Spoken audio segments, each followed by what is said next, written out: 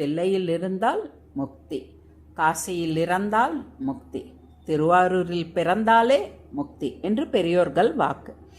எப்பேற்பட்ட திருவாரூர் தியாகராஜ கோவிலை பற்றி இந்த வீடியோவில் பார்ப்போமா? பாடல் பெற்ற 276 சிவஸ்தலங்களில் இத்தலமும் ஒன்று.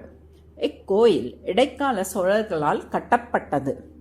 இத்தலத்தின் மூலவர் வன்மீகநாதராகவும் உற்சவர் தியாகராஜராகவும் காட்சி தருகின்றனர்.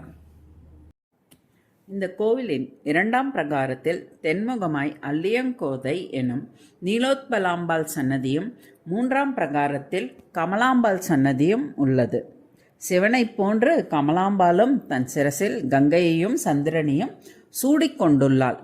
வலது கரத்தில் நீலோத்பல மலர் ஒன்றையும் இடது கரத்தை இடையிலும் வைத்து கால்களை ஒன்றின் மேல் ஒன்றாக மடக்கி வைத்து அமர்ந்த திருக்கோலத்தில் சற்றே புதுமையாக காட்சி தருகிறாள்.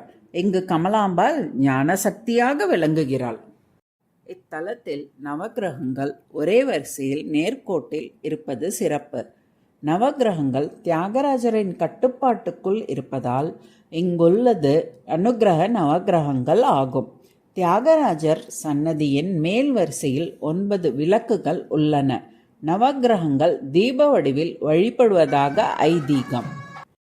திருவாரூர் தேரழகு. இந்த தேர் ஆசியாவிலேயே மிகப்பெரிய தேராகும்.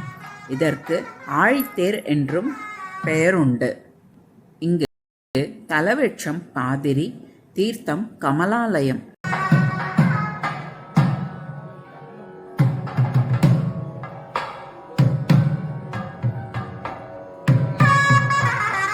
மும்மூர்த்திகளில் ஒருவரான முத்துசாமி தீட்சிதர் கமலாம்பாளை துதித்து நவாவர்ண கீர்த்தனைகள் பாடி உள்ளார். முத்துசாமி தீட்சிதர் வாழ்ந்த வீடு கோவிலுக்கு அருகிலேயே இருக்கிறது. அதையும் சென்று தரிசித்து வரவும்.